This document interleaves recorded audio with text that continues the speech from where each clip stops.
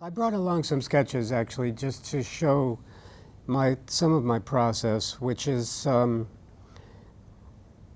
always it starts out with the idea that what I'm about to do is absolutely impossible and I might as well forget about it. That's number one. And then having a contract signed is always sort of like having a flamethrower aimed at your backside. And so then, you know, the only thing to do about that is to overcome your fear and get down to work.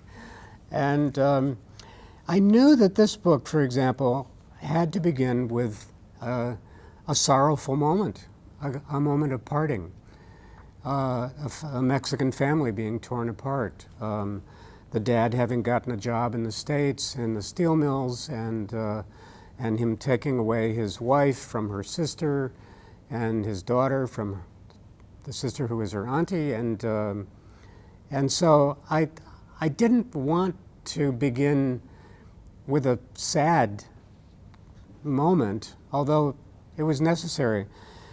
So I knew I wanted to start with this embrace between the women, but I thought I should make that part sad, but I'll make the setting gay. I'll make it colorful, Mexican. And so I put this vase of flowers and bowl of fruit and a typical Mexican tapestry on the table, and then sort of grayed things out and showed the embrace between the three women, the old mom. Sarah's correcting my grammar. Here's old grammar sitting in the corner, and the men are carrying the suitcases out the door. But as I looked at this over the days, I was quite proud of those flowers and fruit, but I didn't like the picture very much, and I thought, yeah, that's because this is actually a portrait of flowers and fruit. It doesn't really center on... So I tried another version, and I took them all outside the house this time, expanded it, showed the street, showed the house from the outside. The embrace is happening here on the porch. And this is actually better because you can actually see the car with Dad putting things into it and the brother helping. But actually, the way I drew the house, it didn't look like a place that one would feel very bad about leaving. So I tried a third version where the women are embracing inside again, but you see them through an arch, and you can see I've made a much more fanciful house. This is actually a house that is on the street where we live in Mexico. Mm-hmm. And you can see Chavo bringing the suitcases down to Dad, who's loading up the cars. So it was a little more interesting. And I stuck with that pretty much for the final. But this became the first end papers, so it's a double-page spread.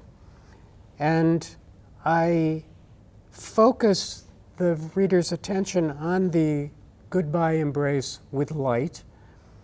And everything else is happening at this kind of blue hour just before dawn.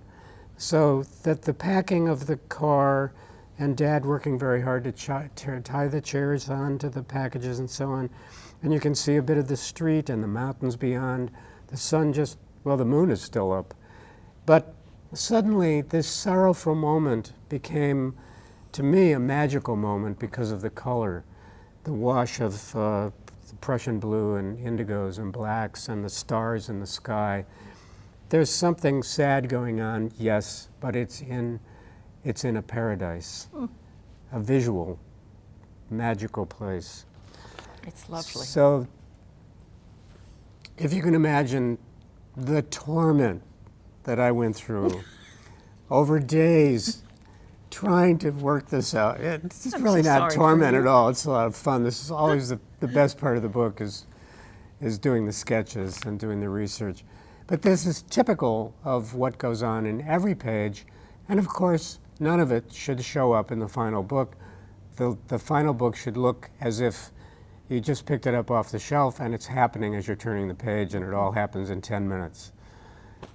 But actually, it takes me about a year to illustrate a book, a 32-page book. And burn about 1,000 pages of drawings. Yes, my wastebasket and my burn barrel are two important tools in my studio.